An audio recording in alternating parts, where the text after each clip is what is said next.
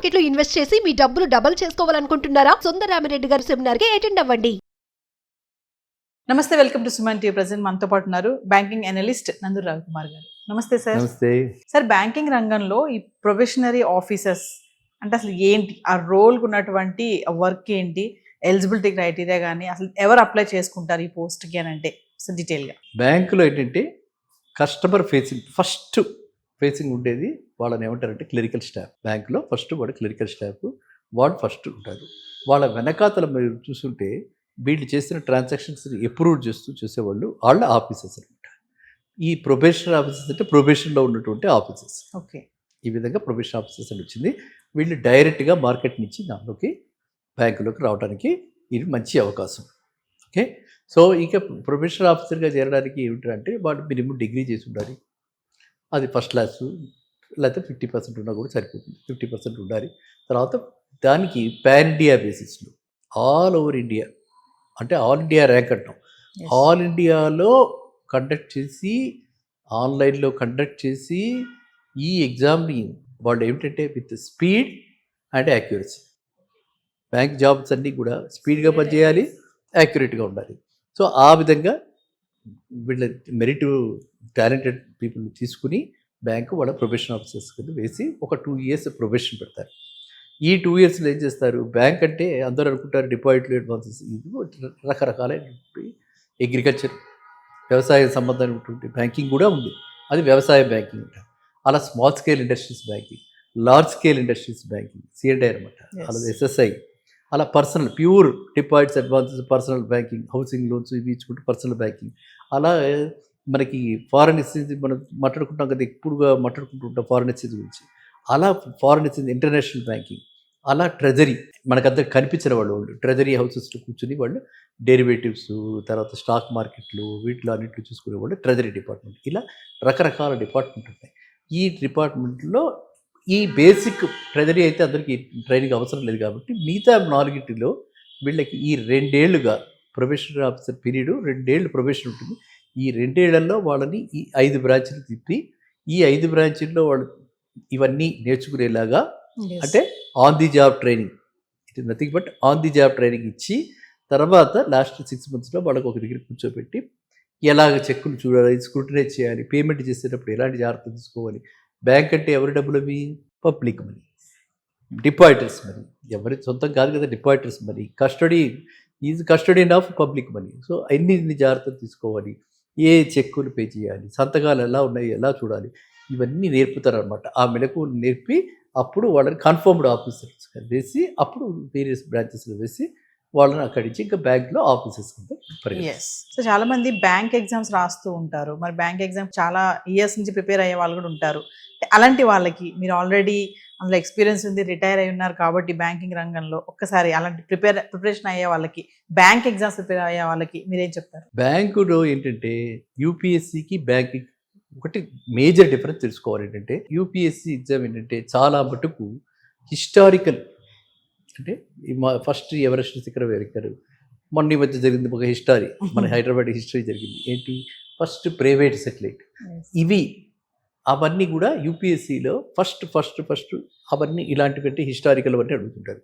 ఇక్కడ మాత్రము బ్యాంకింగ్ రంగంలో కరెంట్ అఫైర్స్ అంటే ఇది లేటెస్ట్, ఇలా లేటెస్ట్గా కరెంట్ అఫైర్స్ ఎక్కువగా కరెంట్ అఫైర్స్ మీద ఫోకస్ చేసి జనరల్ నాలెడ్జ్ అంతా కూడా దీని మీద ఎక్కువ అడుగుతుంటారు. నిన్నగాక మొన్న పివి సింధు గెలిచింది, ఏం గెలిచింది పివి సింధు, ఇట్లా పివి సింధు ఏ గేమ్తో అసోసియేట్ అయ్యింది, ఎన్నిసార్లు ఏ ట్రోఫీ గెలిచింది, ఇట్లా రకరకాలైనటువంటి కరెంట్ అఫైర్స్ మీద వీళ్ళు ఎక్కువ ఫోకస్ చేస్తారు. అది ఒక ఫస్ట్ డిఫరెన్స్ తెలుసుకోవాలి. నెక్స్ట్ డిఫరెన్స్ ఏంటంటే యూపీఎస్సిలో మనకి నెగిటివ్ మార్క్స్ ఉంటాయి, ఈక్వల్ నెగిటివ్ మార్క్స్ ఉంటాయి. ఇక్కడ మాత్రం ఈక్వల్ నెగిటివ్ మార్క్స్ ఉండవు, నెగిటివ్ మార్క్స్ తక్కువ ఉంటాయి అనమాట ఇక్కడ. సో అది ఒక రెండో డిఫరెన్స్. నెక్స్ట్ ఏంటంటే యూపీఎస్సిలో టైం చాలా ఉంటుంది మనకి, హ్యాపీ లగ్జరీ రాసుకోవడానికి. కానీ ఇక్కడ మాత్రం లిమిటెడ్ టైం ఉంటుంది. ఇక్కడ స్పీడ్ కావాలి, యాక్యురసీ కావాలి, మ్యాథమెటికల్గా దీనికి అన్నిటికీ కూడా కావాలి.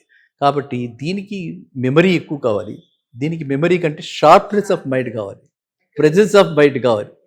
సో అందువల్ల ఎవరైతే బ్యాంక్ ఎగ్జామ్ ప్రిపేర్ అవుతున్నారో వాళ్ళు, నా సజెషన్ ఏంటంటే ఒక టైమర్ పెట్టుకోవాలి, అక్కడలానే ఇంటి దగ్గర కూర్చుని ప్రాక్టీస్ చేయాలి.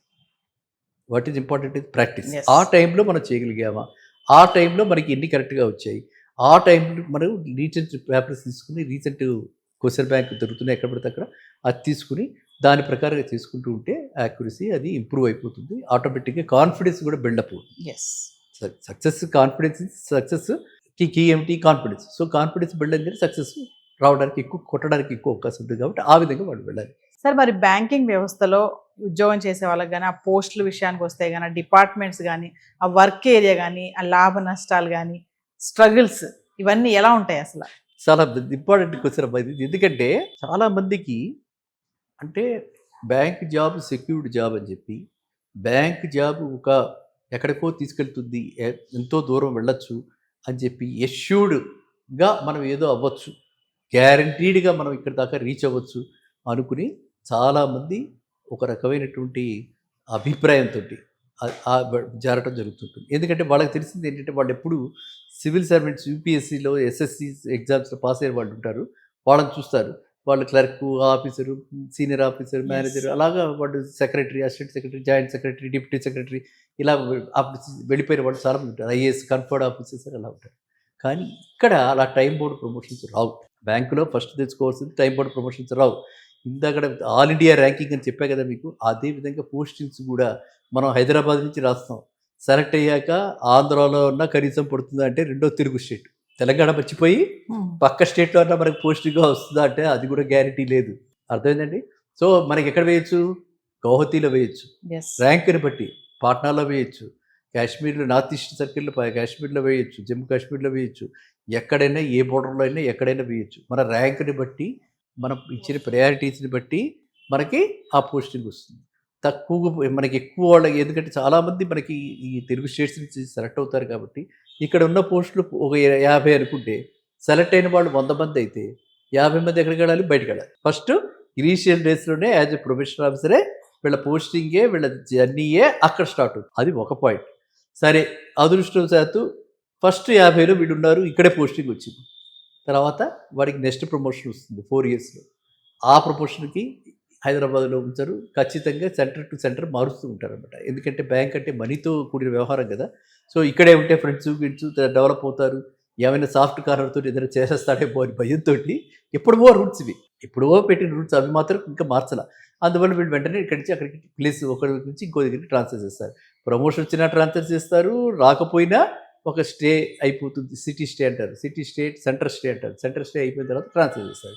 ఇంకా ఏంటంటే రెండో స్టెప్కి వెళ్ళారనుకోండి, ఇంకొంచెం దూరం చేస్తారు, 300 కిలోమీటర్స్, 400 కిలోమీటర్స్. మూడో స్టెప్కి వెళ్ళారనుకోండి అంటే 1, 2, 3, 4 scale 1, scale 2, scale 3, scale 4, scale 5 అంటారు అనమాట.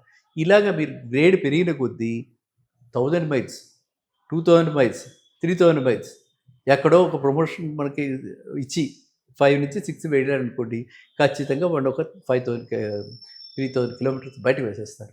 సో ఫ్యామిలీ నుంచి దూరం అయిపోవచ్చు వస్తుంది. వీళ్ళు పీక్ ఏజ్లో ఉన్నప్పుడు అలాంటివి పర్టికులర్లీ, అఫ్కోర్స్ అది జెంట్స్ అని లేడీస్ అని ఏం లేదు, ఫ్యామిలీ సపోర్ట్ సిస్టమ్ బాగుంటే, అంటే మీరు మ్యారేజ్ చేసుకునే వాళ్ళు, పిల్లలు ఎవరైతే ఉంటారో వాళ్ళకి ఈ అండర్స్టాండింగ్ ఉండి, వీళ్ళ వాళ్ళు కూడా అరే నీకేం పర్వాలేదు నేనున్నాను అని వెనక మనకి అండగా ఎవరైనా ఉంటే, ఈ పిల్లల్ని చూసుకోవడానికి ఈవిడ చూసుకుంటే ఇక్కడ ఉంటే, అలా గనక ఉంటే అంటే అప్పుడు ఏమిటి, మరి ఈవిడ జాబ్ చేస్తుంటే ఇక్కడే ఉండాలి, ఆయన అక్కడ ఉంటాడు, ఈయన ఇక్కడ ఉంటుంది.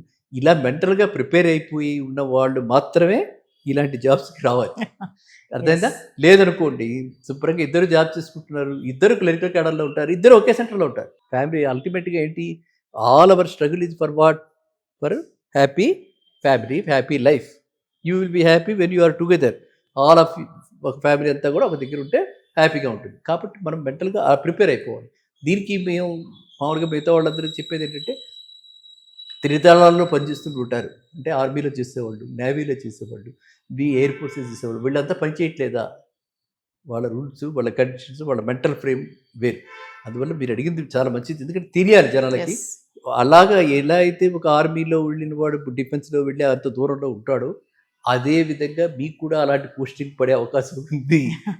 అందరికీ పడుతుందా అంటే, టాప్ మెరిటేరియన్స్లో వచ్చిన వాళ్ళకి ఇక్కడ ఎన్ని నెంబర్ ఆఫ్ వేకెన్సీస్ వచ్చినా వాళ్ళ వరకు పడకపోవచ్చు, మిగతా వాళ్ళకి పడుతుంది. కాబట్టి ఈ విధంగా ప్రిపేర్ అయిన వాళ్ళకి ఈ జాబ్ మంచిది. తర్వాత ఇంటర్నల్గా కూడా రోజుకి రోజు పెరిగిపోతున్నాయి కదా మనం చూస్తున్న ఫ్రాడ్స్ తెలుసో తెలియకో మనం ఒక తప్పు చేసినా వేరే వాడి తప్పు చేస్తే కూడా ఆ తప్పులో కూడా మనల్ని ఇరికించే పరిస్థితి కూడా చాలా ఎక్కువగా ఉంటాయి. కాబట్టి ఇక్కడ పెద్ద పెద్ద డ్రీమ్స్ పెట్టుకుని పెద్ద పెద్ద కెరీర్ ఏదో చేసేస్తామని చెప్పి మాత్రం అయిపోతామని చెప్పి కలలుగంటూ మాత్రం చేరకూడదు. ఏదైనా పర్వాలేదు, ఐఎమ్ ఓకే, సాటిస్ఫైడ్, నేను ఇలా ఉండిపోయినా పర్వాలేదు, నేను పెద్దగా అవ్వకపోయినా నేను హ్యాపీగా ఉండగలను, ఒక సెక్యూర్డ్ జాబ్ ఉంది, చక్కగా బ్యాంకులో ఉన్నాను, 10 మందికి ఉపయోగపడగలను, 10 మందికి నేను హెల్ప్ చేయగలను, అలా అనుకున్న వాళ్ళకే bank jobs correct. Thank you. Thank you.